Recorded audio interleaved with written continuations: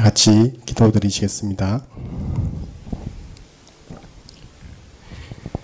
사랑하는 주님, 이 땅의 역사가 있게 된 이후로 수많은 사건과 일들이 있어 왔고 또한 수없이 많은 이들이 오고 지나갔나이다. 이러한 시간들과 각자의 인생의 참 의미가 무엇인지는 과연 알 수가 없사오나 모든 시간들과 모든 이의 삶 속에 관여하시고 하나님을 더듬어 알만한 것들을 보이셔서 비록 이 땅은 죄악이 관영하고 저희는 아무것도 분간치 못하는 죄인일 뿐이오나 어느 날인가 사랑하는 주님이라고 아버지라고 말하게 하신 그 은혜가 크고 또한 복되고 복되나이다. 저희에게 고정되어 있는 시선, 저 자신에게만 멈춰 있을 그때는 도저히 아무 소망이 없고 오직 절망만 있을 뿐이나이다. 그러나 그 시선이 하나님께로 돌려지고 하나님으로부터 시작된다면 모든 소망이 넘치나이다. 그것은 하나님은 지혜의 하나님이시기 때문이나이다.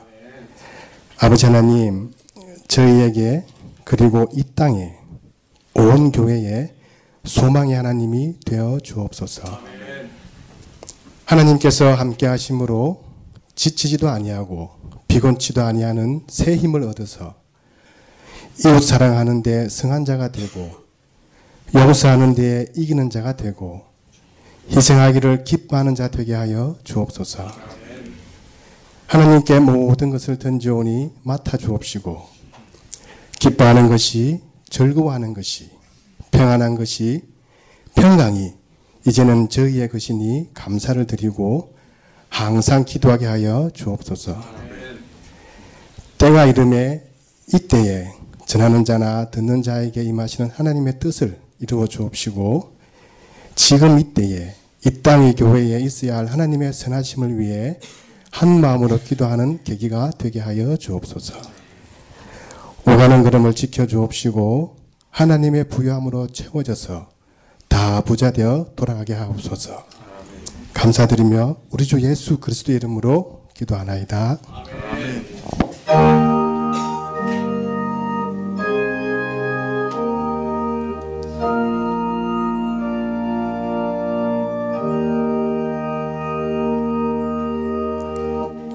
주신 말씀은 고린도후서 4장 6절 말씀입니다. 고린도후서 4장 6절 말씀입니다. 신약 289쪽입니다.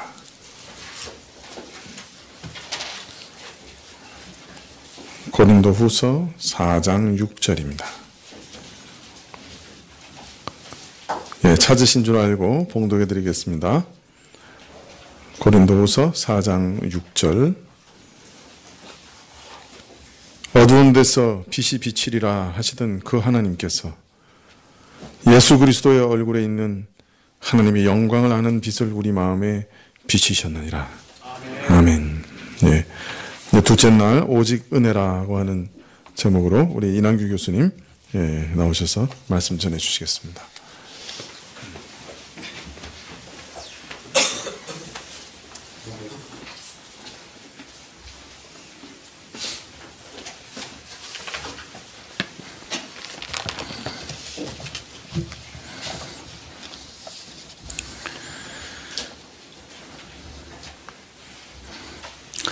오늘도 이렇게 여러분 만나 뵙게 돼서 너무 반갑고 또 오늘 교회 여러 가지 행사가 있는 줄 아는데 또 피곤하신 중에도 이렇게 주의 말씀에 또 은혜를 나누게 되어서 참 감사합니다. 어제 우리가 확인한 것들은 개혁교회 종교개혁은 하나님의 영광을 위한 것이었다. 하나님의 영광을 위해 우상 숭배를 척결한 것으로 시작되었다는 것을 보았습니다. 개혁교회는 하나님의 영광이 그 가장 중심적인 무게로 이렇게 정착되었다는 것을 확인했습니다. 그래서 우리가 하나님의 영광을 어떻게 볼 것이냐 했을 때 하나님 그 자신이 가지신 그 무한하신 영광, 그 초월하심의 영광 먼저 살폈고요. 또 하나님의 그 일하심에서 드러나는 영광, 창조와 보존해서 그리고 약한 자를 들어 대적자를 치시는 십자가를 통해 우리를 구원하시는 그런 모든 일들을 통하여서 그 영광이 드러난다는 걸 또 확인했습니다.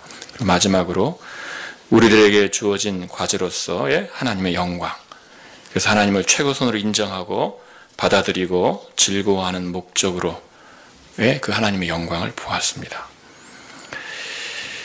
이제 오늘 주제는 우리가 이제 오직 은혜에 들어갑니다. 예, 정말 은혜죠. 오늘 이렇게 은혜를 나눈 것도 하나님의 은혜입니다. 오늘 이 말씀은 여러 가지를 우리로 하여금 생각하게 하는 말씀이죠. 어두운 데에 빛이 비치라 말씀하셨던 그 하나님께서 예수 그리스도의 얼굴에 있는 하나님의 영광을 아는 빛을 우리 마음에 비추셨느니라는 것입니다. 여러분, 어두운 데에 빛이 비치라. 어두운 데에 빛이 비치라. 이 언제 있던 말씀입니까? 예, 창세기 1장에 나오는 말씀이죠. 빛이 있으라. 그 하나님께서 예수 그리스도의 얼굴에 있는 하나님의 영광을 아는 빛을 우리 마음에 비추셨다는 것입니다. 이것은 물론 그 사도 바울의 개인적인 자기의 경험이죠. 빛이 비쳤죠. 그러나 사도 바울은 이것이 사실은 이게 모든 하나님의 백성들이 바로 이러한 상황 가운데 있다는 거 지금 생각하고 쓰는 것이죠. 우리 마음에 하나님의 영광을 아는 빛을 비추셨다는 것입니다. 예수 그리스도를 믿게 된 것, 그것은 우리의 능력에 기원한 것이 아니라 하나님의 능력. 근데 어떤 능력입니까? 창조하실 때 아무것도 없다가 창조하실 때 그 능력과 방불한 능력으로 우리 마음에 비추셨다는 것입니다.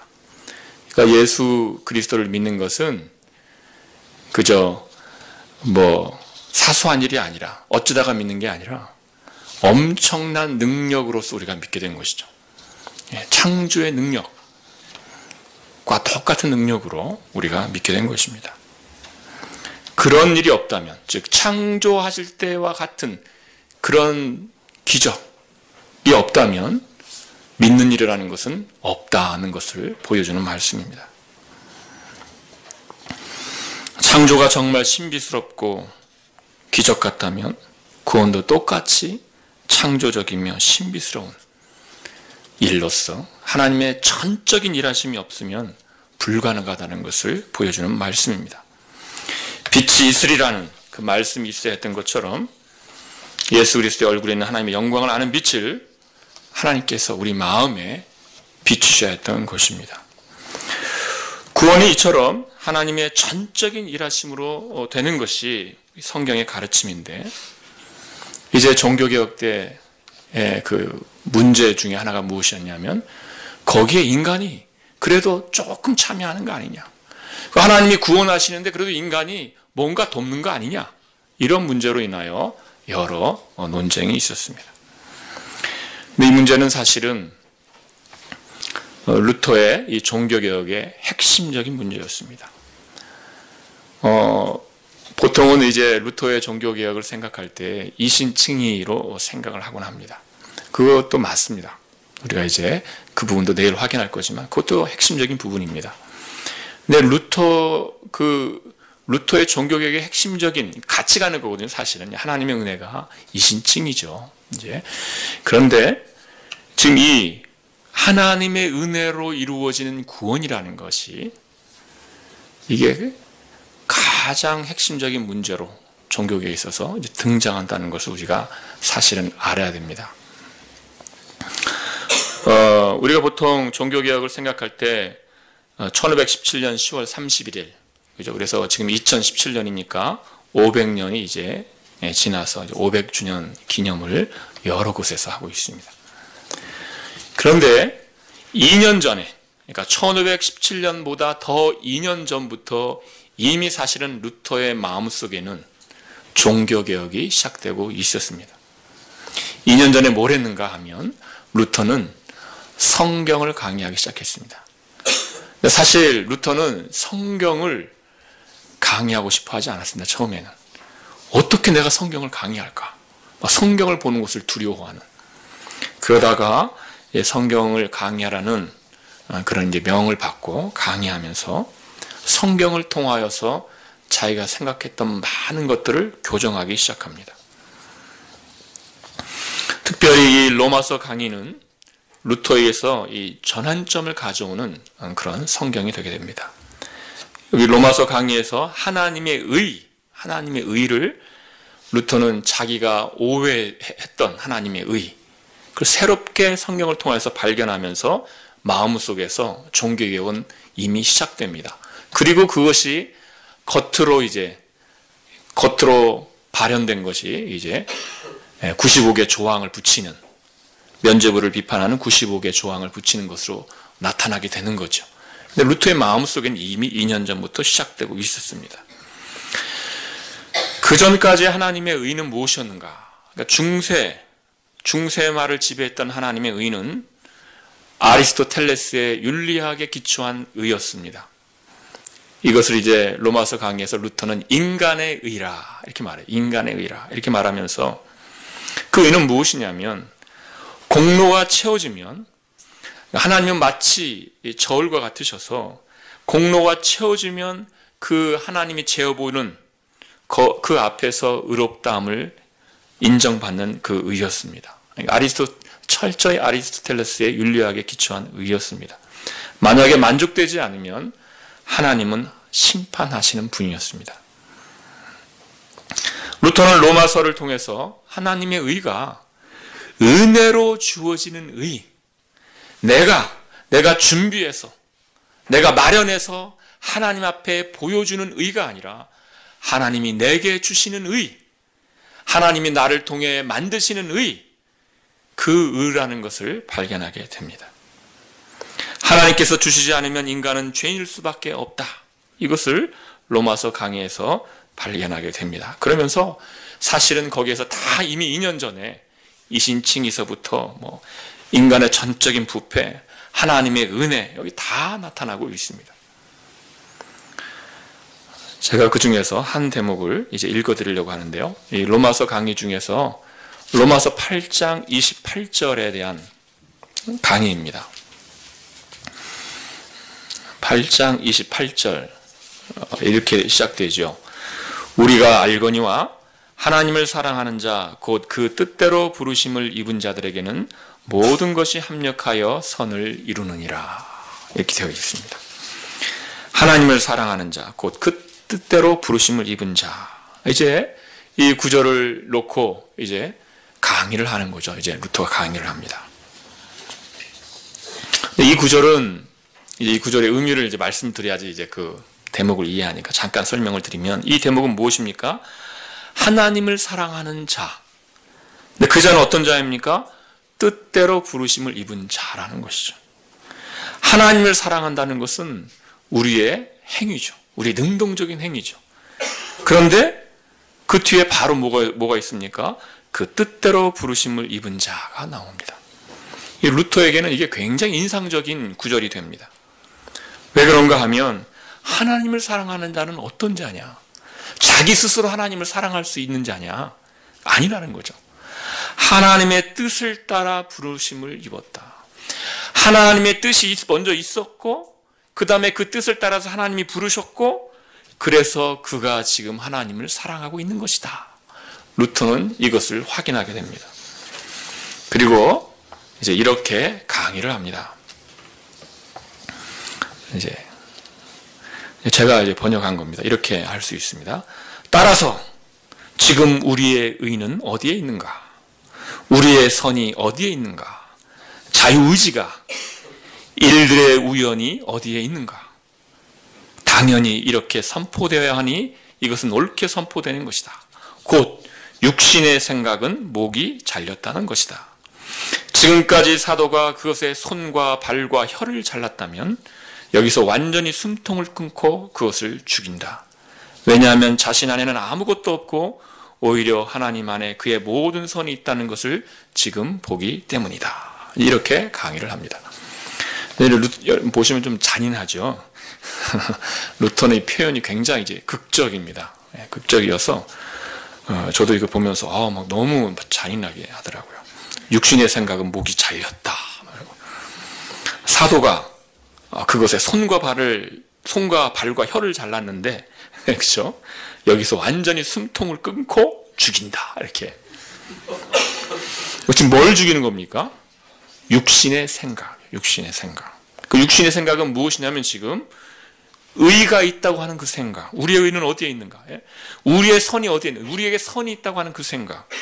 자유의지. 우리에게 자유의지가 있다고, 자유의지의 능력이 있다고 하는 그 생각.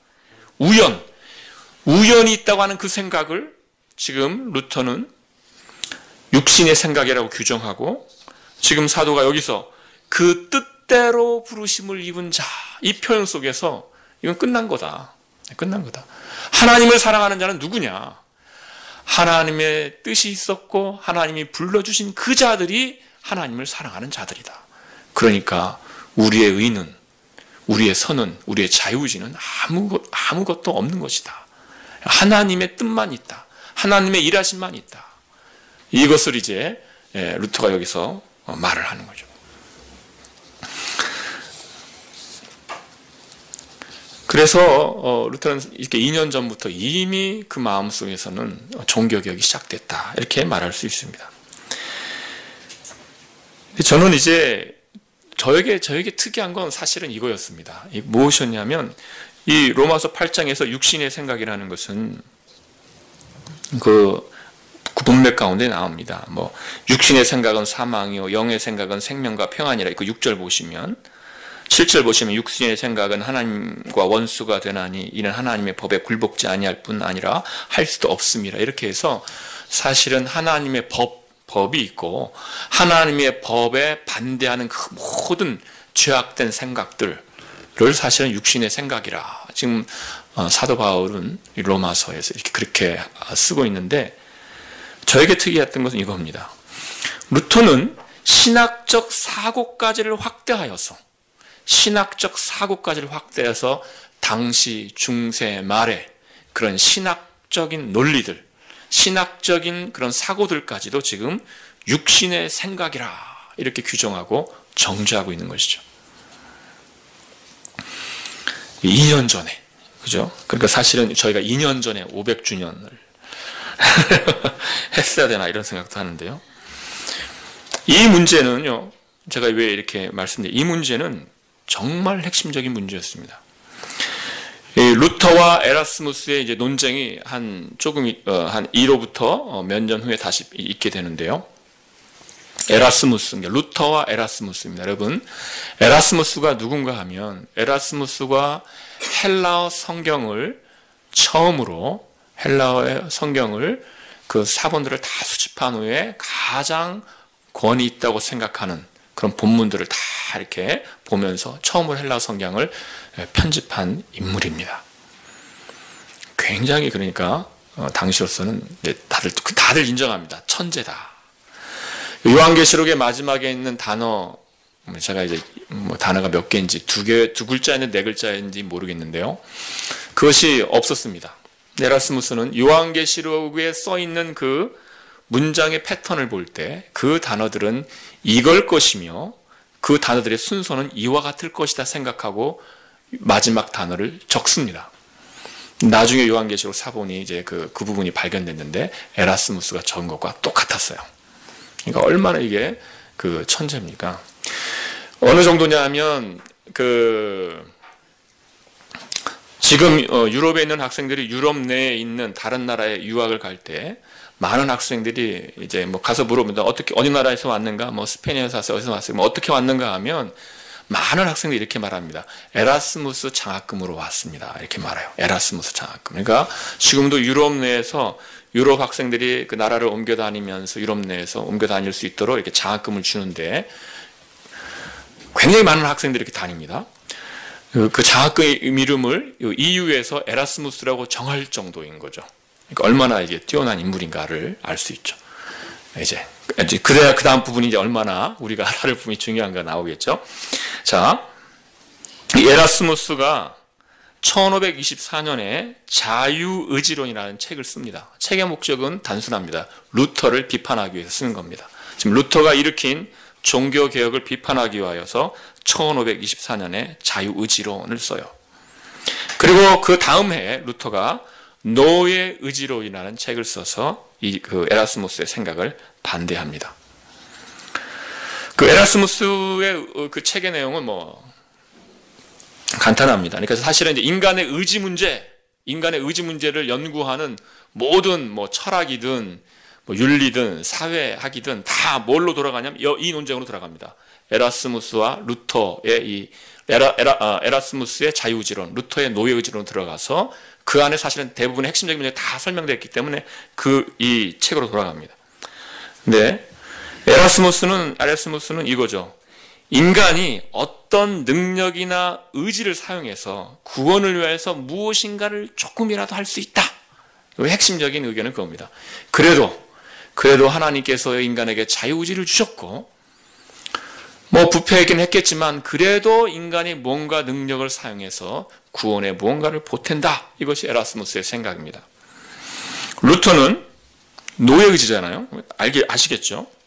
인간은 전적으로 타락해서 아무것도 할 수 없다. 인간은 죄의 노예다. 죄의 노예다. 그래서 하는 일은 뭔가 죄를 섬기는 일. 노예는 그 주인을 섬기잖아요. 인간의 주인은 마귀와 죄요. 그래서 인간은 뭘 하든지 마귀와 죄를 섬긴다. 이렇게 해서 두 의견이 이제 명확하게 나눈 거죠. 제가 말씀드리려고 하는 것은 이겁니다. 루터가 이 노예의지론의 책 마지막에 에라스무스를 칭송합니다. 칭송해요. 이렇게 칭송하고 있습니다. 읽어드리겠습니다. 모든 사람들보다도 오직 당신만이 문제 자체를 공격했기 때문입니다. 즉 가장 중요한 문제를 공격했습니다. 당신은 외적인 문제들로 교황권, 연옥, 면죄부, 또 지금까지 나를 헛되이 귀찮게 했던 그런 유사한 이상한 문제들로 나와 싸우지 않았습니다. 유일하게 오직 당신만이 문제의 핵심을 보았고 숨통을 공격했습니다. 이것 때문에 진심으로 당신께 감사를 드립니다. 네. 많은 분들이 루터의 종교개혁의 핵심이 뭐냐? 면죄부다. 95개 조항이 면죄부 비판하는 거거든요. 아니다. 그 교황권 문제다.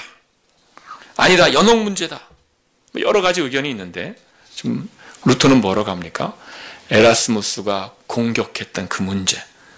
여기서 조금 잔인한 말을 쓰죠.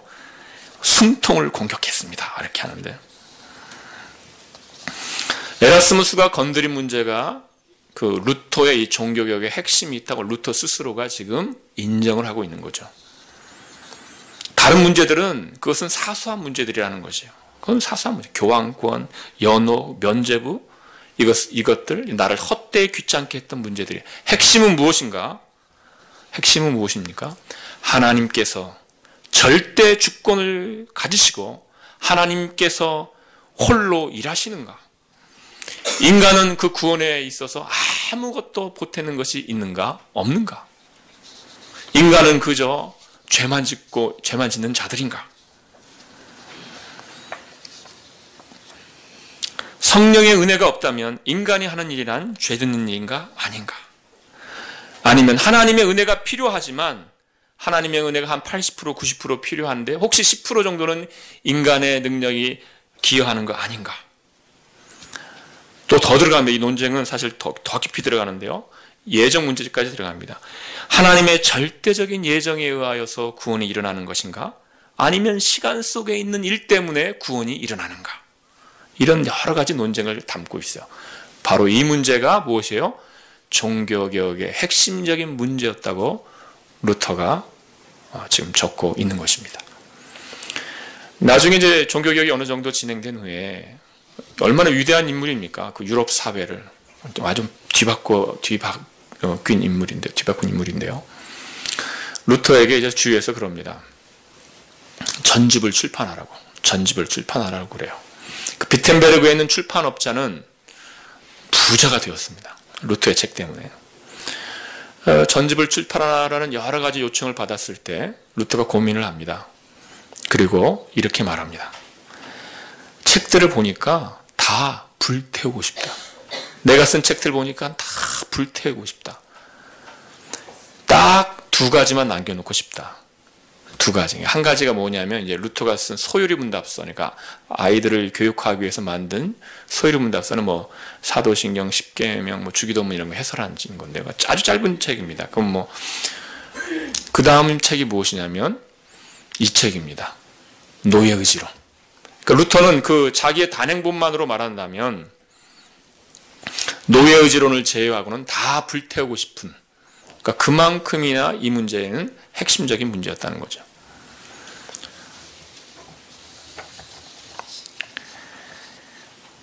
루터는 성령의 은혜가 없다면 인간은 죄의 노예에 불구하고 따라서 전적인 은혜로 구원받는 것이고, 그래서 절대적인 예정에 의하여 구원이 일어난다는 것을 바로 이 책에서 적고 있습니다.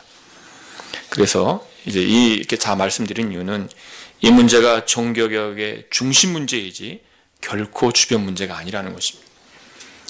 이 문제가 핵심이었다는 것이죠. 그런데 많은 분들이 이 문제를 이제 핵심으로 사실은 안 보려고 많이 그럽니다. 루터란들은 이 책이 출판되는 것을 두려워했습니다. 이제 루터를 따른다고 하는 루터란인데 이 책이 두려웠어요. 근데 오히려 이 책을 출판한 사람들이 누구냐? 개혁 교회의 선생님들이었어요. 이 책을 출판을 했습니다. 이 문제가 핵심이다는 것이죠. 이렇게 해서 오늘의 서론이 이제 끝났습니다. 우리의 구원이 이제 하나님의 은혜인 것을 이제 확인해 보기 위하여 저는 오늘 세 가지를 살펴보려고 합니다. 하나님의 절대 주권 문제, 그리고 인간의 전적인 타락 문제, 그리고 세 번째로 우리의 구원의 원인에 대한 문제. 이렇게 세 가지를 통해서 우리의 구원이 하나님의 은혜이다. 이것을 살펴보려고 합니다. 먼저 우리 절대 주권을 보려고 하는데요. 이 절대 주권은 하나님의 작정에서 드러납니다. 그래서 이 문제를 이제 우리가 생각해 봐야 합니다. 어떤 분들은 이 작정이나 예정이라는 주제를 다루려고 하면 그렇게 말합니다. 그것은 너무 어려운 문제이고 시험거리가 된다. 그래서 아예 다루지 말자. 이런 분들도 있어요. 너무나 논쟁이 많고 질문이 많고 그런 것이죠. 실제로 교회 역사에도 보면 많은 논쟁이 있어 왔습니다. 그런데도 개혁교회는 이런 예정 문제, 이런 작정 문제에 대하여 오히려 분명한 선을 그으면서 교회의 문서들의 신앙을 고백하는 그런 문서들의, 또는 신앙을 판단하는 문서들의 이러한 것들을, 이 예정과 작정 문제를 분명하게 넣었습니다. 많은 사람들이 이제 물어보곤 합니다. 작정, 예정, 왜 이런 것들을 교회의 문서들에 넣었는가? 왜냐하면 그것은 교회의 소명 때문입니다. 교회의 소명은 무엇입니까? 하나님의 말씀을 전하고 보호하고 실천하는 것입니다. 교회가 하나님의 말씀을 잃어버리면 아무 의미가 없죠. 간판을 교회로 걸어놓고, 교회라 이렇게 걸어놓고 하나님의 말씀을 전하지 않으면 그것은 교회가 아니죠. 말씀을 잊어버리면 교회는 그 존재의 이유를 상실하는 것입니다. 그런데 이제 이런 작정, 이런 예정, 이거 하나님의 말씀에 분명하게 지금 얘기하고 있는데 이것들을 교회가 어떻게 해야 되겠습니까? 당연히 이 문제가 공격을 받을 때 교회는 이 진리를 보호하고 교정할 책임이 있는 것입니다. 그래서 신앙고백서 안에 작정과 예정 교리를 분명하게 써 넣었습니다. 성경은 이런 하나님의 작정, 하나님의 예정, 하나님의 예비하심, 하나님의 계획하심, 하나님의 뜻, 하나님의 선택, 이것들을 분명하게 여러 번 셀 수 없이 적어놓고 있습니다. 물론 이제 저희가 이것들을 교의학에서 다룰 때는 이제 작정은 이런 것이다, 예정은 이런 것이다 분명하게 규정하면서 하는데요. 하나님께서 그 뜻을 정하시고 뜻하신 대로 만물을 다스리신다고 분명하게 말씀을 하십니다. 제가 성경 몇 구절을 쭉 한번 읽어보겠습니다. 역대상 29장 11절 12절에서 이렇게 말씀합니다. 여호와여, 광대하심과 권능과 영광과 이김과 위엄이 다 주께 속하였으니 천지에 있는 것이 다 주의 것이로소이다. 여호와여, 주권도 주께 속하였사오니 주는 높으사 만유의 머리심이니이다. 부와 귀가 주께로 말미암고 또 주는 만유의 주제가 되사 손에 권세와 능력이 있사오니 모든 자를 크게 하심과 강하게 하심이 주의 손에 있나이다. 시편 139편 16절에도 내 형질이 이루기 전에 주의 눈이 보셨으며 나를 위하여 정한 날이 하루도 되기 전에 주의 책에 다 기록이 되었나이다. 시편 16편 33절 말씀에 사람이 제비는 뽑으나 이를 작정하기는 여호와께 있느니라. 또 잠언 19장 21절 말씀에 사람의 마음에는 많은 계획이 있어도 오직 여호와의 뜻이 완전히 서리라. 사실 이것만큼도 너무 많은데요. 성경은 모든 권세, 영광, 승리, 사람의 수명, 그 생의 일들, 우연까지도 하나님의 뜻에 따른다라고 말하고 있습니다. 그래서 이사야서 14장 24절 말씀에 만군의 여호와께서 맹세하여 이르시되 내가 생각한 것이 반드시 되며 내가 경영한 것을 반드시 이루리라. 어떤 것도 하나님의 정하신 것을 막을 수가 없는 거죠. 또 그 같은 장에서 이렇게 말씀합니다. 만군의 여호와께서 경영하셨은즉 누가 능히 그것을 패하며 그의 손을 펴셨은즉 누가 능히 돌이키랴. 그래서 이 작정은 참새가 떨어지는 그 작은 일에서부터 계시를 받는 그 일까지 그 모든 일, 그리고 사도행전 4장에 가보면은 예수님께서 십자가에 못 박히는 그 일까지도 하나님이 작정하셨다라고 말해요. 예수님께서 십자가에 못 박히는 그 일까지 하나님의 작정을 이루는 일이었다라고 말합니다. 이렇게 하나님이 뜻하신 계획이 있고 그대로 하나님께서 이루신다는 것이 성경의 가르침입니다. 작정은 정말 하나님의 이 절대적인 주권을 우리에게 말해주는 것입니다. 그런데 하나님의 절대 주권을 부정하는 사람들이 있습니다. 하나님의 작정이라는 없고 사람들에게 남겨놓았다.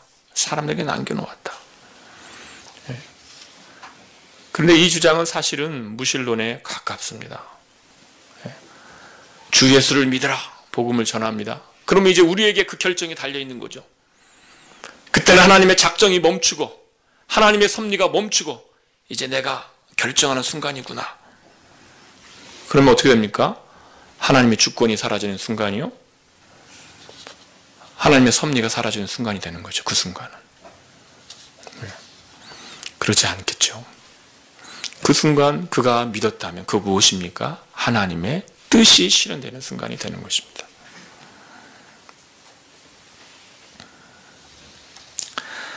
여기에 대한 많은 반대가 있습니다. 그 중에서 가장 대표적인 반대는 인간의 도덕적인 자유에 대한 것일 겁니다. 인간이 로봇인가? 만일 작정되어진다면 인간이 범죄했을 때 죄의 책임을 어떻게 물을 수가 있단 말인가? 이런 질문들은 이 작정에 대한 것과 함께 항상 있어 왔던 질문입니다. 우리는 어떻게 답할 수 있을까요? 우리는 성경을 가지고 답해야 합니다. 인간의 사변을 가지고 답해서는 안 됩니다. 성경은 뭐라고 합니까? 작정도 분명히 말하고 있고 또 무엇도 말합니까? 인간의 책임을 분명히 말합니다. 성경은 하나님이 작정하신 대로 이루어진다고 말하며 그리고 인간은 그 자기가 지은 죄에 대해 분명히 책임질 거라고 말하고 있습니다. 인간은 의지의 억압을 받아서 죄를 진 것이 아닙니다. 억압당하지 않으면서 죄를 집니다. 아담은, 하와는 먹기 싫은데 억지로 선악과를 먹은 게 아닙니다. 아, 나 먹기 싫은데. 이렇게 먹은 게 아니라, 와, 이거 먹고 싶다. 이거 먹으면 정말 내가 하나님처럼 되겠다. 욕망과 함께 의지적으로 먹은 거죠. 억지로 죄를 지은 게 아닙니다. 그래서 그는 자유로운 존재로서 그 죄에 대하여 분명하게 책임지는 것입니다. 그들은 자유로이 하나님을 거역한 것입니다.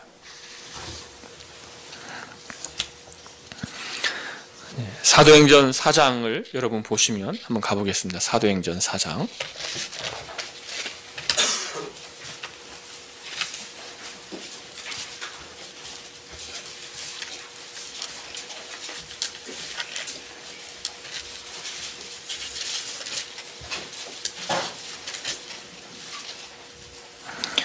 네, 4장 26절을 보도록 하겠습니다.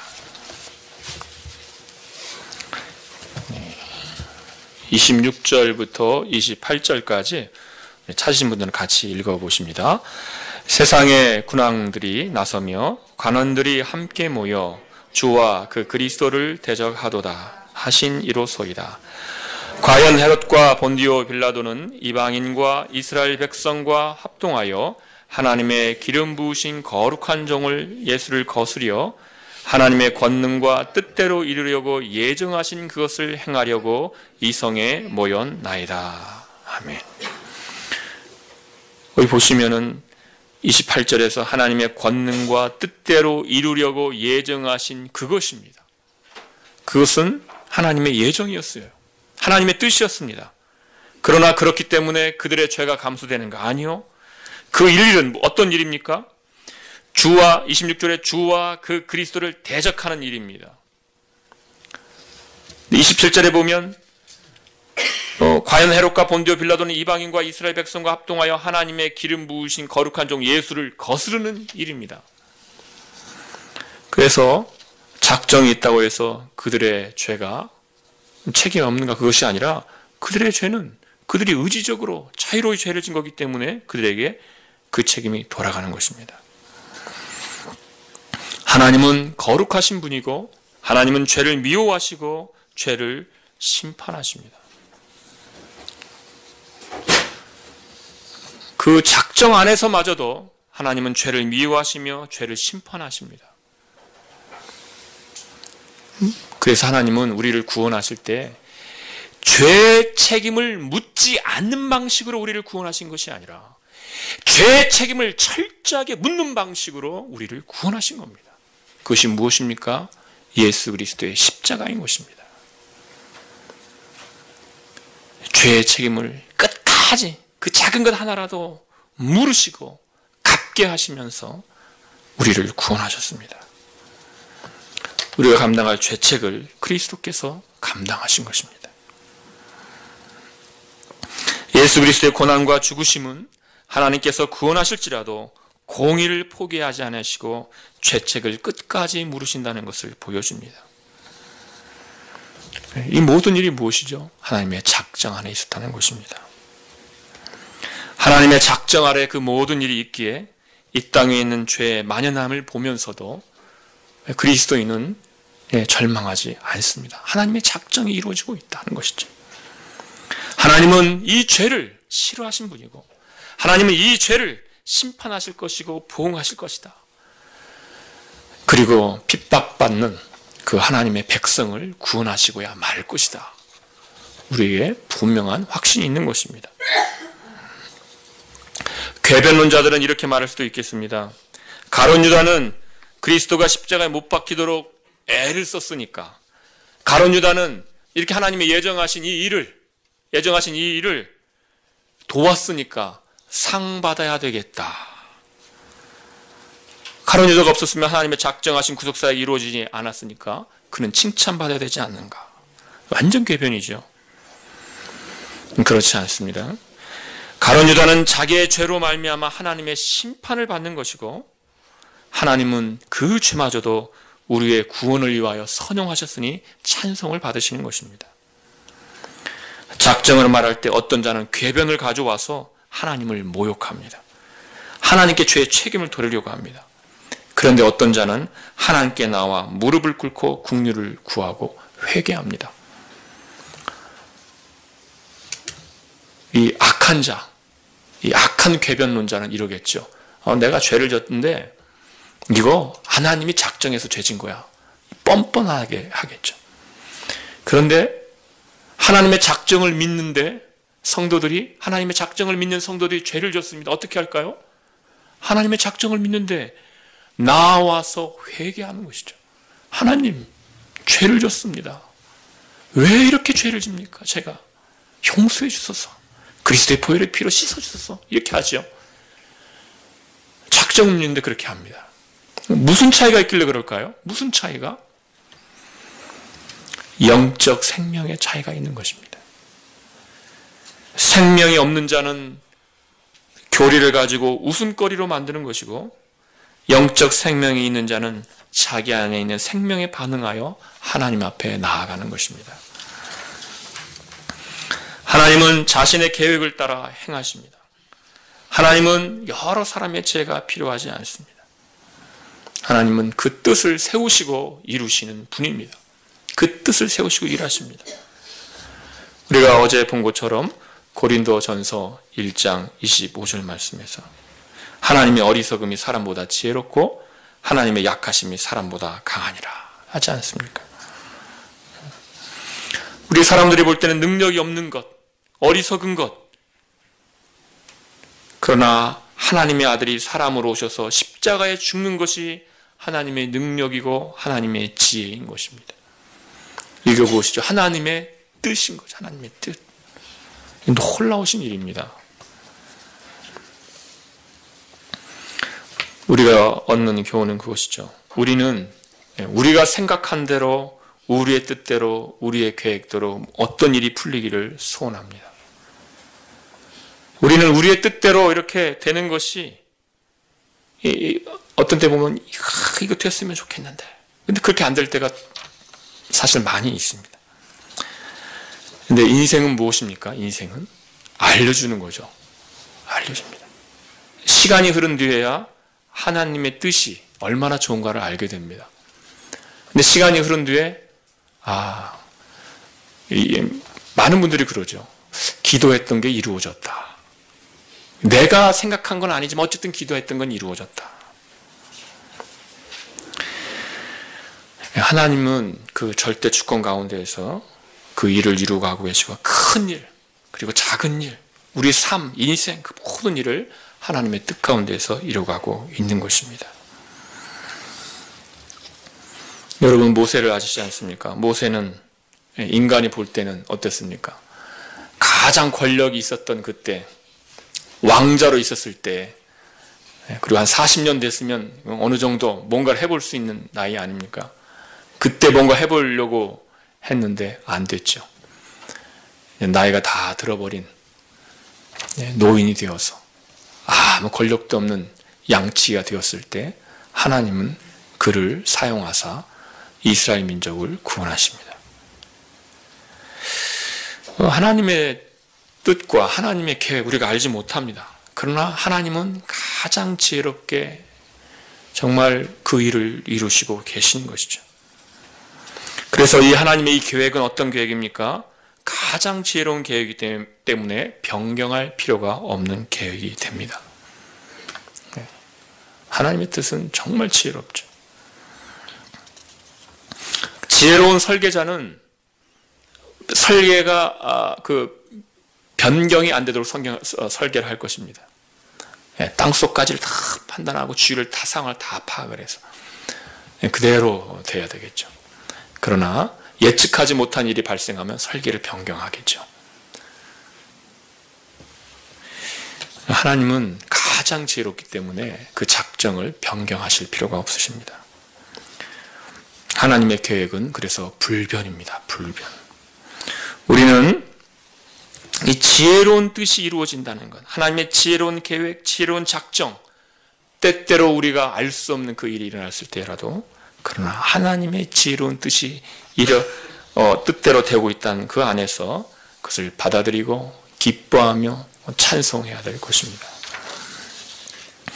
여기서 우리가 첫 번째 문제, 하나님의 절대 주권에 대해서 한번 살폈습니다.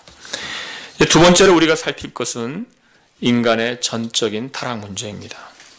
예레미야 17장 9절에서 이렇게 말씀하십니다. 만물보다 거짓되고 심히 부패하는 것은 마음이라, 이렇게 말씀합니다.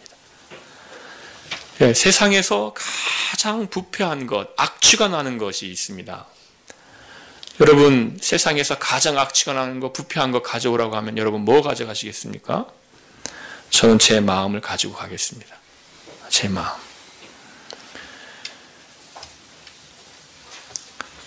죄가 온 세상에 만연되어 있습니다. 왜 그렇습니까? 이 부패한 마음들을 사람들이 다 갖고 살아가니 가장 썩은 것을 갖고 살아가는 거거든요.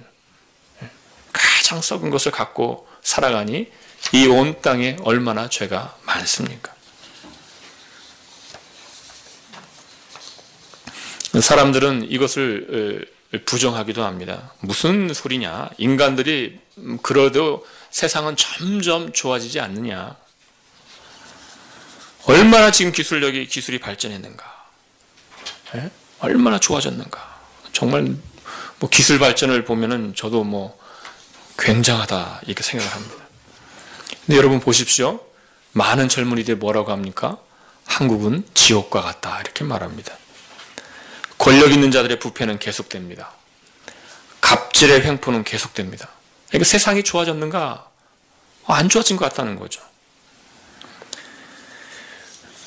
18세기, 19세기를 지나면서 유럽은 놀라운 과학적 발전을 이루게 됩니다. 모든 분야에서 엄청난 발전을 이루게 됩니다. 이 병이 병균 때문에 된다는 걸 발견합니다. 많은 병들이 이제 예방이 되어질 수 있고 또 극복되는 그런 것도 있게 됩니다. 교통수단이 엄청나게 발전을 합니다. 그래서 어느 정도까지 되었냐면요. 이런 것까지 되었습니다. 야, 예수님이 이제 오시나 보다. 기술이 막 발전하니까 19세기 말에 이런 생각이 있었습니다. 이렇게 세상이 발전하여서 지상낙원이 되면 그러면 예수님께서 재림하시겠구나. 그래서 이제 나온 게 후천년설입니다. 후천년설. 이 지상낙원이 1000년 있고 나서 예수님이 오시나 보다. 이렇게 기술이 발전하는데. 그리고 나서 어떤 일이 일어났습니까? 하나님께서 긍휼을 베푸셨습니다. 1차 대전과 2차 대전을 통해서 인간의 교만함을 깨우쳐 주셨습니다. 이 마음이 얼마나 부패했는가. 저는 지금 생각하기도 싫은 끔찍한 장면이 있는데요. 아우슈비츠에 갔을 때의 장면입니다. 저는 진짜 그거 받아들이기 힘들더라고요. 어떻게 사람을 어떻게 하면 빨리 많은 사람을 죽일 수 있을까를 연구해서 그런 하나의 마을, 조그마한 도시를 만들 수 있을까요? 저는 그걸 보고, 그 다음에 제가 더 놀랐던 것은요, 계획 도시가 있습니다. 그 아우슈비츠, 실제로 사람을 막 죽였던 아우슈비츠가 있고, 거기서 조금 나오게 돼서 많은 분들이 거기는 안 가시는데, 히틀러가 더 많은 사람을 죽이기 위하여, 거기서 좀 떨어진 곳인데요, 계획 도시를 만든 곳이 있습니다. 그래서 기차가요, 그 도시의 중심에 기찻길을 냈어요. 기차가 도시의 중심에 쫙 들어가면 그 기숙사 동 같은 것이 군대 용어가 나와서 아무튼 그런 건물들이 탁탁탁 그렇게 계획 도시로 되어 있습니다. 제가 보면서 너무 끔찍하더라고요. 와, 사람이 이렇게 잔인하구나. 근데 한 사람이 아니죠. 그 사람이 다 동조해서 다 받아들이고 그 길을 간 거 아닙니까?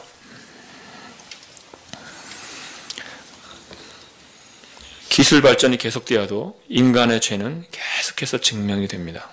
매일매일의 뉴스는 우리 사회의 죄가 무엇인지, 얼마나 보편적인지 우리에게 알려줍니다. 그래서 우리가 인정해야 되는 건 이거죠. 인간은 죄인이다. 인간의 마음은 썩었다. 세상에서 가장 악취가 난다. 악취가 난다. 다른 생물들이 썩을 때 이 악취가 나는 것, 그걸 능가하는 그 악취, 인간의 마음이라는 것입니다.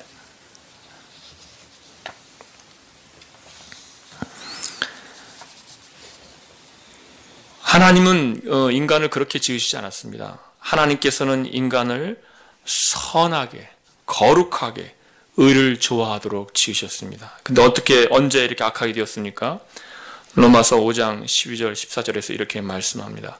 그러므로 한 사람으로 말미암아 죄가 세상에 들어오고 죄로 말미암아 사망이 들어왔나니 이와 같이 모든 사람이 죄를 지었으므로 사망이 모든 사람에게 이르렀느니라. 죄가 아담으로 인하여 들어왔다는 것입니다. 성경은 이후로 인간은 어떤 인간인가? 율법이 없었을 때는 죄를 죄로 여기지 아니하였지만 율법이 주어지기 전에도 사람들은 다 죽었다. 무슨 말인가? 사람은 다 죄인이다. 의인은 없나니 하나도 없다. 에베소 2장 1절 말씀이 이렇게 말씀합니다. 허물과 죄로 죽었던 너희를 살리셨도다. 죽었다라는 아주 성경은 아주 명시적입니다. 너희가 허물과 죄로 약하다. 너희가 허물과 죄로 병들었다. 이렇게 하지 않아요. 뭐라고 합니까? 죽었다. 죽었다. 죽었다. 생명이 없다. 생명이 없다. 하나님께서 생명을 주시기 전에는 살 수 없는 영적 사망, 영적 시체들이다.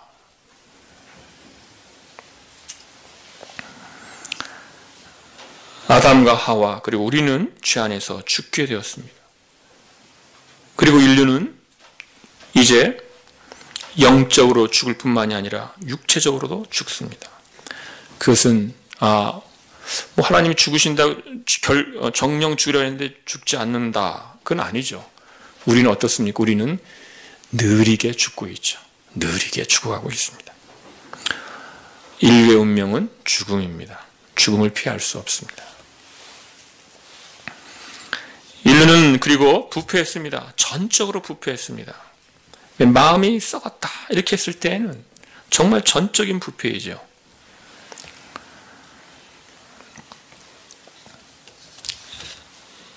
네, 이 전적인 부패에 대한 이 논쟁이 여러분 에라스무스와 루터 사이에서 이 문제가 핵심 문제이기 때문에 있었습니다. 에라스무스가 루터에게 이제 이렇게 질문을 던집니다. 여러분 이 질문이 굉장히 어려운 질문입니다. 저도 이 에라스무스의 질문을 보고 루터가 여기에 대해 어떻게 반론을 할까 너무 궁금했어요. 이렇게 질문합니다. 에라스무스가. 루터, 그러니까 제가 이제 좀 각색을 해야 되죠, 여러분. 이렇게 합니다. 루터, 당신은 왜 설교하는가? 인간이 그렇게 전적으로 타락하고 부패해서 아무 능력이 없다면, 선을 택할 능력이 없다면, 하나님의 명령이 주어졌을 때 그 명령을 택할 능력이 없다면, 그래서 하나님께서 전적인 주권을 사용하여서 그에게 생명을 주셔야만 그가 하나님의 명령을 취하는 존재라면 루터 당신은 왜 설교하는가? 하나님을 향하여 손을 뻗으라 라고 당신 설교하는가? 왜 당신은 하나님을 향하여 손을 뻗으라고 설교하는가? 당신은 당신의 주장대로라면 이렇게 설교해야 될 것이다. 가만히 있으라. 하나님을 향하여 손을 뻗지 말라. 하나님을 향하여 손을 들지 말라. 하나님을 향하여 호소하지 말라. 하나님께 기도하지 말라. 가만히 있어라. 아무것도 하지 말고 가만히 있어라. 하나님이 하실 것이다.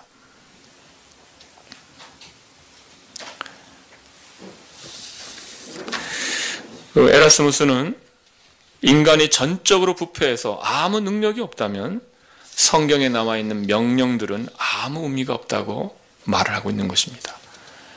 왜 주 예수를 믿으라 라고 복음을 전하는가 하는 거죠. 인간이 전적으로 부패해서 아무것도 할 수 없다면 주 예수를 믿으라 라고 복음을 왜 전하는가 라는 것이죠. 이제 루터의 답이 궁금하시죠? 루터가 이렇게 답을 합니다. 에라스무스 당신은 착각하고 있습니다. 성경의 많은 명령들은 인간이 할 수 있기 때문에 주어진 것이 아닙니다. 성경에 있는 많은 명령들은 인간이 해야 되기 때문에 주어진 것입니다. 명령은 할 수 있는가의 문제이기 전에 당위와 책임의 문제라는 것입니다. 인간의 당위와 책임. 인간이 이 명령은 무엇인가? 인간이 원래 있어야 될 그 자리를 알려주는 게 하나님의 명령이라는 것입니다. 거기에 있으면 안 된다. 여기에 있어야지. 거기에 있으면 안 된다. 여기에 있어야지. 이 자리에 있어야지. 이게 하나님의 명령이라는 것이에요. 인간에 있어야 될 자리를 알려주는 게 하나님의 명령이라는 것입니다. 알려준다고 해서 인간이 거기에 있는 게 아니라 인간이 거기에 있어야 된다는 당위와 책임을 알려주는 것이 하나님의 명령이라는 것입니다.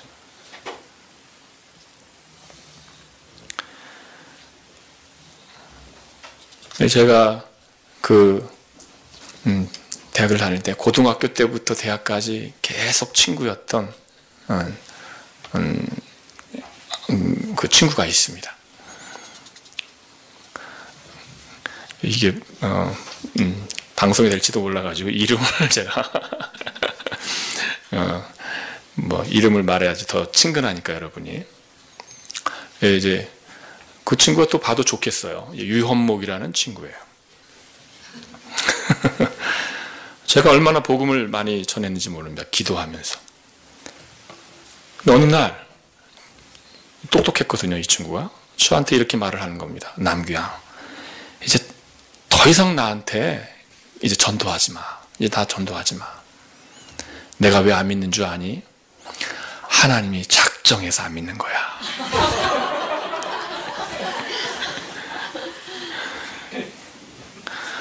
제가 할 말이 없더라고요.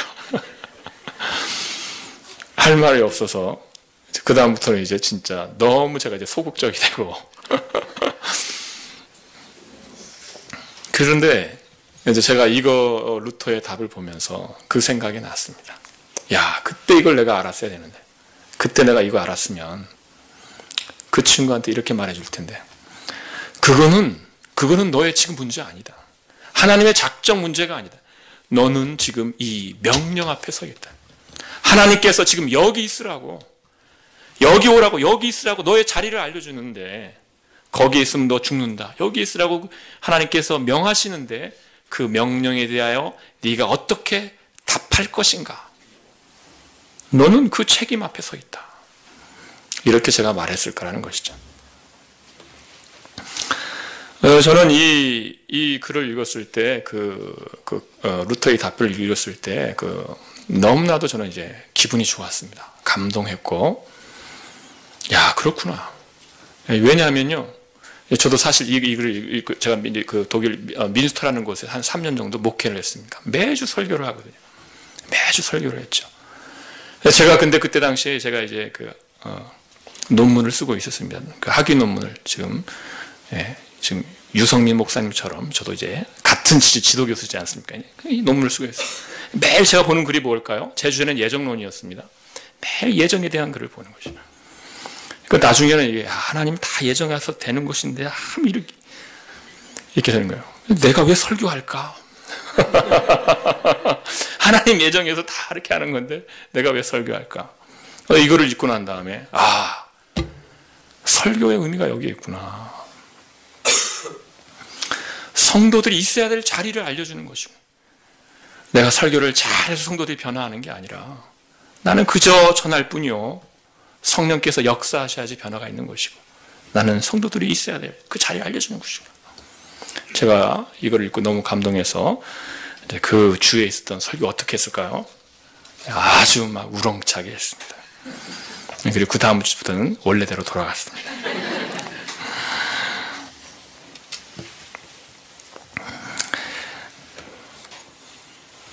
명령은 무엇을 할 수 있다는 그런 의미가 아니라 우리가 있어야 될 자리를 알려줍니다. 주 예수를 믿으라. 복음을 전하면 사람들이 믿습니까? 그들은 믿을 능력이 없습니다. 믿을 능력이 없어요.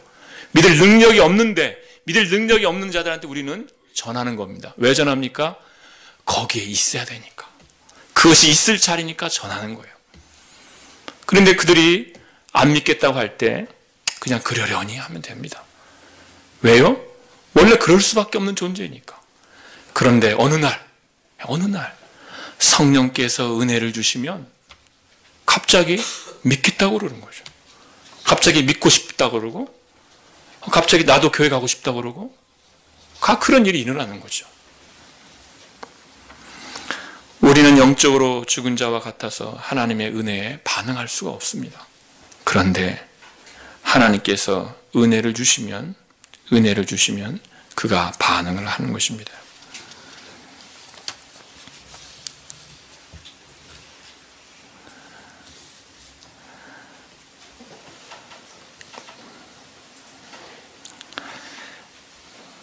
하나님의 은혜는 인간들의 이런 부패를 다 깨치시는 그런 은혜가 됩니다.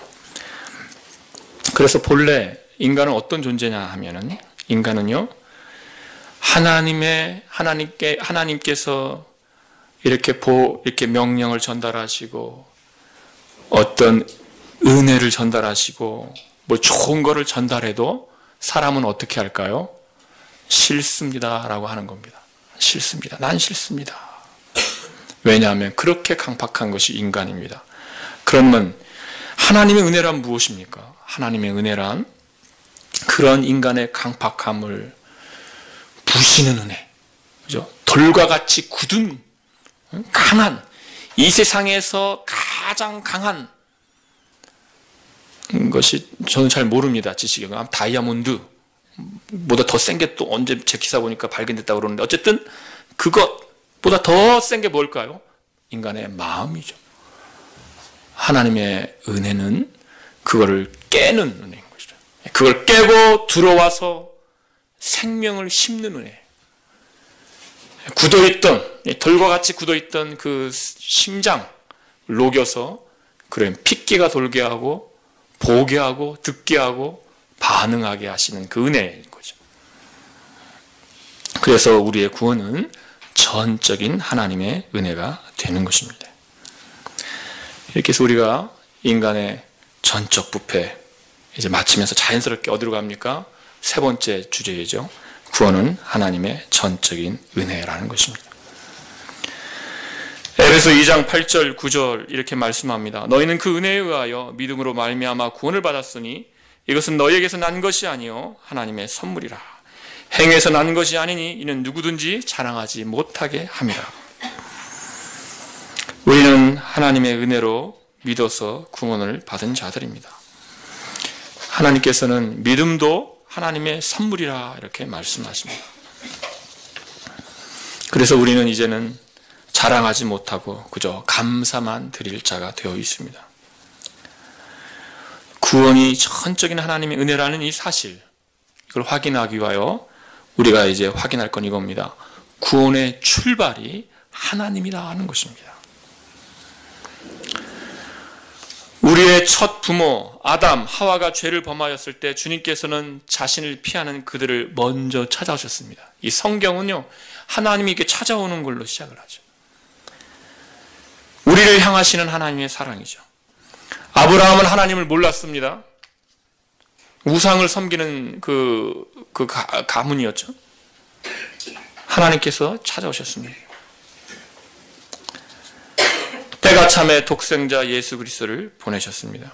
성경은 하나님께서 사람의 구원을 위하여 무엇을 하셨는가에 기록이 되는 것입니다. 왜 그렇습니까? 사람은 할 수 없기 때문입니다. 사람의 능력으로는 구원을 얻을 길이 없기 때문에 하나님께서는 찾아오셔야 되고 인간을 자극해야 되고 인간에게 생명을 주시고 반응하게 하셔야 하는 것입니다. 그래서 하나님이 하시는 일, 성경은 인간의 구원을 위하여 하나님이 무엇을 하시는가? 인간의 구원을 위하여 하나님이 무엇을 하시는가? 다른 많은 이방 종교들은 무엇입니까? 구원을 받으려면 사람이 무엇을 해야 되는가? 완전히 다르죠. 우리가 이렇게 여기에 모인 것은 우리의 능력이나 우리의 힘이 아니죠. 하나님께서 부르신 것이고 하나님께서 사랑해 주셔서 오늘 이곳에 오게 하셨고 하나님께서 성도로 불러주셨고 여기에 있게 하게 하신 겁니다. 구원은 이렇게 하나님에게서 기원하고 하나님의 주권적인 역사로 되어지는 것입니다. 아무도 내가 스스로 여기에 왔습니다 라고 고백할 자가 없죠. 너희가 나를 택한 것이 아니요 내가 너희를 택하여 세웠나니 이렇게 말씀을 하십니다. 그래서 하나님이 시작하신 구원이요 하나님께서 끝까지 완성하실 구원이 되는 것입니다. 우린 약하며 실수하며 실패합니다. 그러나 우리의 구원은 실패하지 않습니다. 왜 실패하지 않을까요? 우리가 실패하지 않아서? 우리가 실수하지 않아서? 그것이 아닙니다. 하나님께서 실패하지 않기 때문에 우리의 구원은 실패하지 않습니다.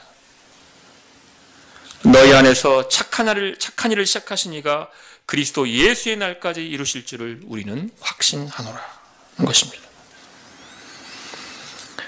우리가 받은 구원이 실패하지 않는 것은 우리가 실패하지 않는다는 것이 아니라 하나님의 구원이 실패하지 않는다는 것입니다. 우리를 향한 하나님의 열심과 사랑이 얼마나 크신가. 이 모든 것들이 구원이 하나님의 전적인 은혜라는 사실을 우리에게 알려줍니다. 여러분, 이제 제가 마지막으로 확인할 것은 이것입니다. 구원의 그럼 원인이 뭘까라는 거죠. 이렇게 하나님의 절대적인 주권으로 하나님의 은혜로 구원이 되어지는데 그러면 하나님은 왜 우리를 구원하실까? 왜 우리를 구원하실까? 혹시 창세전에 영원 전에 우리가 이렇게 믿을 것을 보신 것은 아닐까? 혹시 창세전에 내가 하나님께서 말씀하시면 반항할 것을 미리 보신 건 아닐까? 그거 아니거든요. 그거 아니거든요. 구원의 원인이 무언가? 여기서 한 두 가지 말씀을 보겠습니다. 에베소서 1장 말씀입니다. 에베소서 1장에서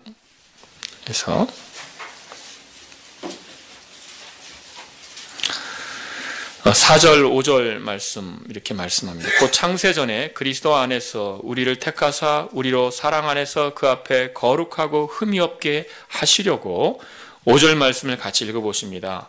그 기쁘신 뜻대로 우리를 예정하사 예수 그리스도로 말미암아 자기의 아들들이 되게 하셨으니 그 기쁘신 뜻대로 우리를 예정하사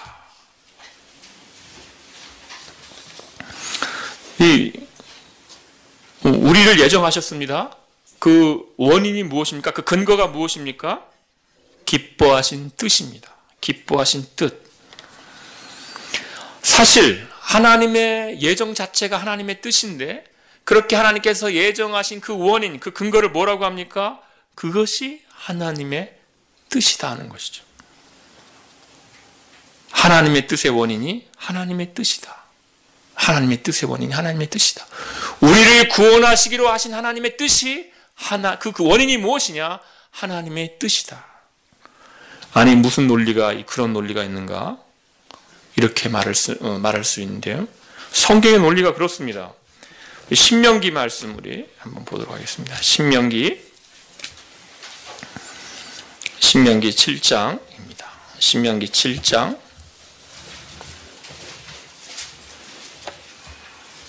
7절 8절 말씀입니다.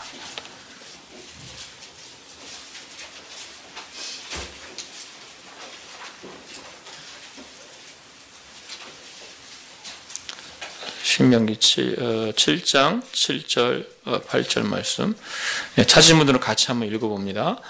여호와께서 너희를 기뻐하시고 너희를 택하심은 너희가 다른 민족보다 수요가 많은 연고가 아니라 너희는 모든 민족 중에서 가장 적으니라. 여호와께서 다만 너희를 사랑하심을 인하여 또는 너희 열조에게 하신 맹세를 지키려 하심을 인하여 자기의 권능의 손으로 너희를 인도하여 내시되 너희를 그 종되었던 집에서 애굽 왕 바로의 손에서 속량하셨나니. 아멘.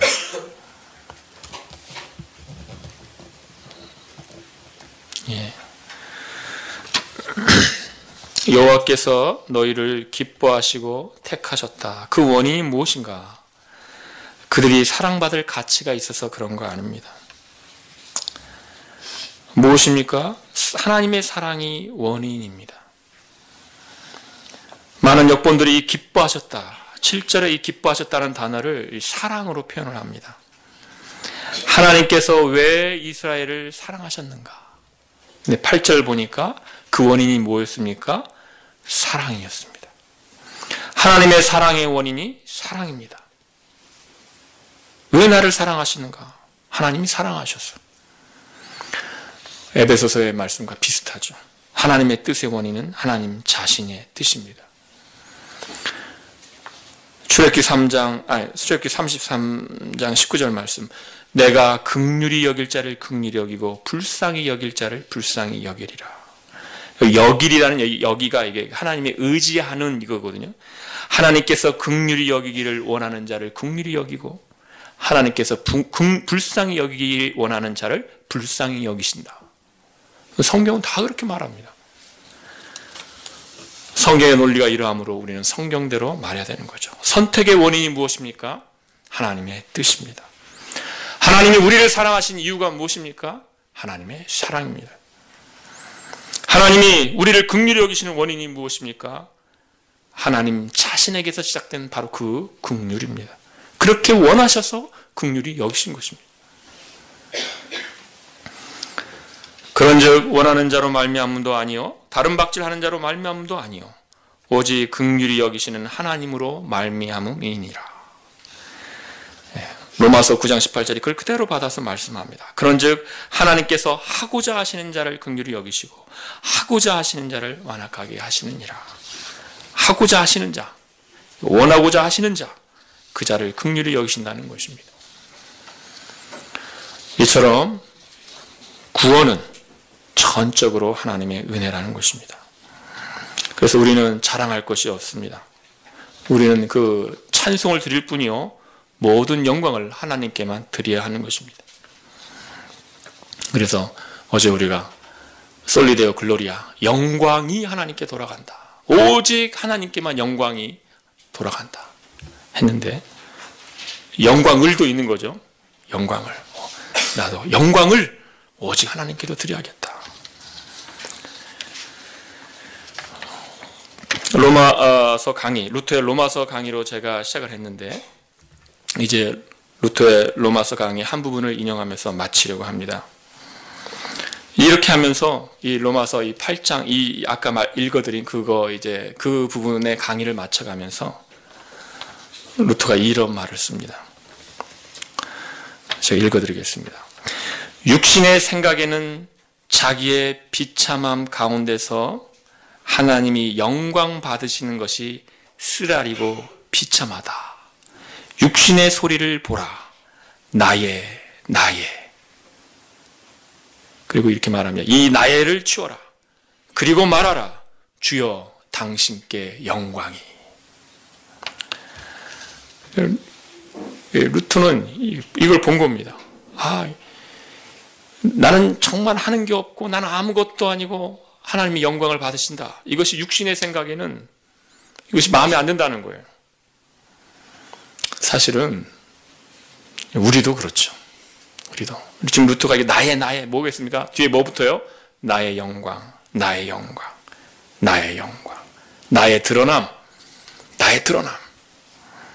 나의 영광. 내가 좀 알아봐 주는 거, 그죠? 루터가 뭐라고 합니까? 이걸 치워라. 그리고 말하라. 주여 당신께 영광이. 이렇게 적고 있습니다.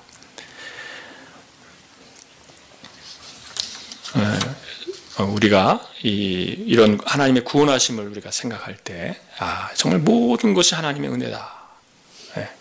이것을 우리의 정말 마음의 깊은 고백으로 우리의 생활 중에, 우리의 실천 중에 이걸 나타나는 게 쉽지만은 않습니다.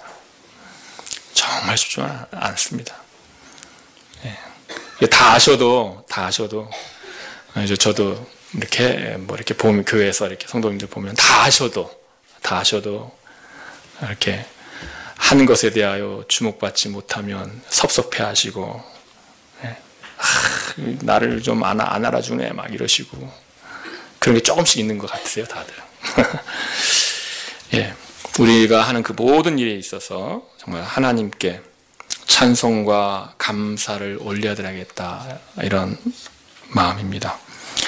그래서 정말 우리가 받은 구원, 우리가 받은 것들, 그 모든 것이 하나님께로부터 온 줄을 알고 하나님께 모든 찬송과 감사를 올려드리는 저와 여러분 되시기를 소원합니다. 제가 성경 두 구절을 읽겠습니다. 구원하심이 보좌에 앉으신 우리 하나님과 어린 양에게 있도다. 아멘. 찬송과 영광과 지혜와 감사와 존귀와 권능과 힘이 우리 하나님께 세세토록 있을지어다. 아멘. 함께 기도하겠습니다.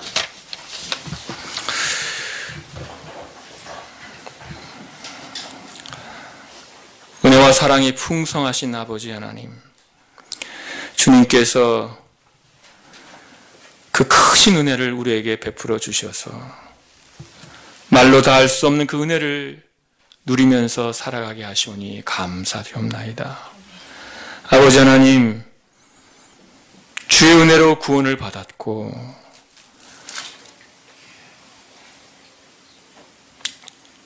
주의 자녀라는 신분을 갖고 살아가고 복음에 합당하게 살아가야 하는데, 주여, 우리의 모습은 여전히 죄의 본성이 있으며 부패가 있으며 성령의 은혜가 없이는 주께서 원하시는 것을 택할 수 없는 자들입니다. 주여, 우리를 불쌍히 여기시고 성령의 은혜를 충만히 내려 주시옵소서. 그리하여 주께서 원하시는 그것을 쫓아서, 의와 거룩을 쫓아서 주께로 돌아갈 그 모든 영광을 보면서 주님께 영광을 돌리면서 찬송을 돌리면서 은혜를 자랑하면서 살아가게 하옵소서. 예수님의 이름으로 기도하옵나이다. 아멘.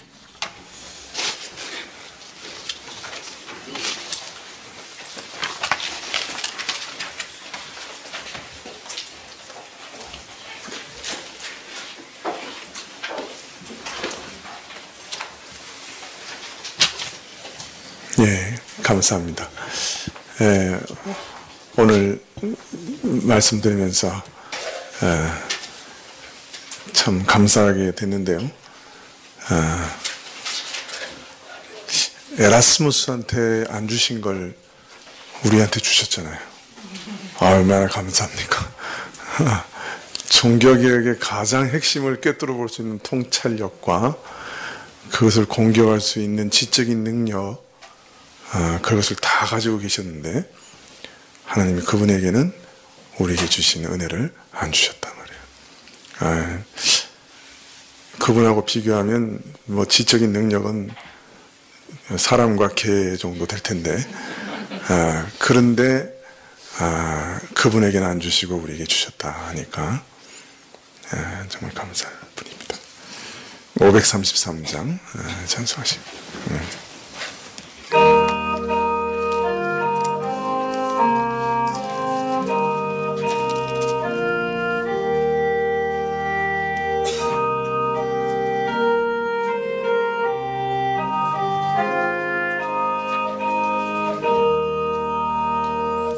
내 맘에 주여 소망 되소서.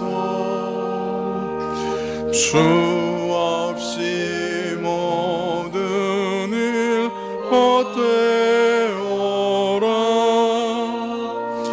밤이나 낮이나 주님 생각, 잘 때나 깰 때 함께 하소서. 지혜의 주여 말씀으로 언제나 내 안에 계십소서. 주는 내 아버지 나는 아들 주 안에 내가 늘 살고 지고 세상의 영광 눈앞에 없네. 언제나 주님은 나의 기억 주님만 내 맘에 계시오니 영원한 주님 참 귀하여라.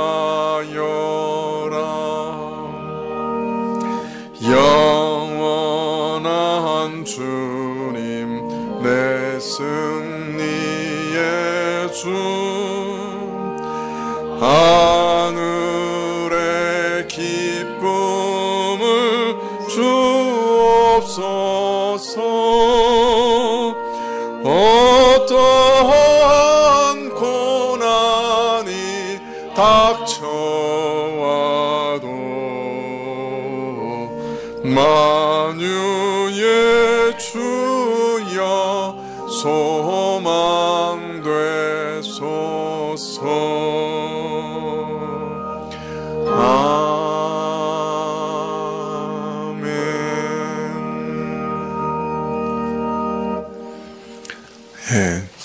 제가 믿기로는 우리 교우들께서 믿음이 선물로 주어진다, 믿음은 선물이다 하는 것을 잘 이해하시고 있으시고 또 오늘 더 깊이 이해했으시리라 그렇게 믿습니다.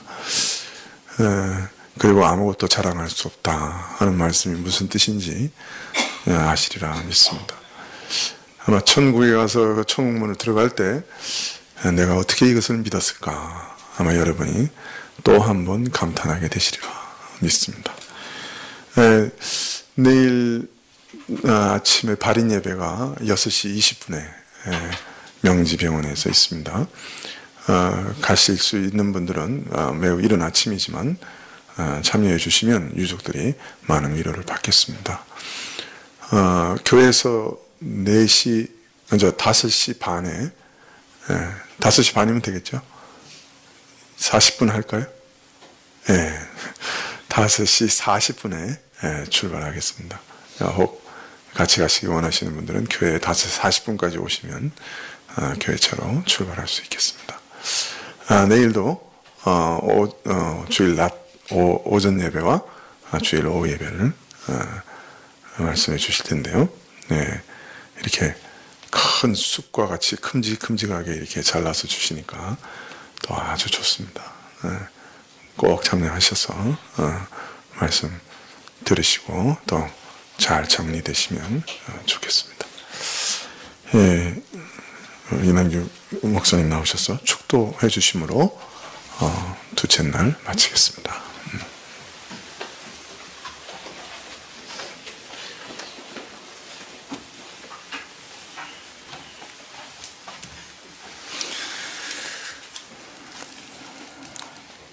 이제는 우리 주 예수 그리스도의 은혜와 하나님 아버지의 사랑과 성령의 감화하시고 교통하심이 주의 은혜를 자랑하며 살아갈 여기 모인 주의 자녀들 머리 위에 그리고 이 교회 위에 이 교회에 속한 모든 지체들 머리 위에 이 땅에는 주님의 몸된 교회 위에 지금부터 영원토록 함께 계실지어다. 아멘.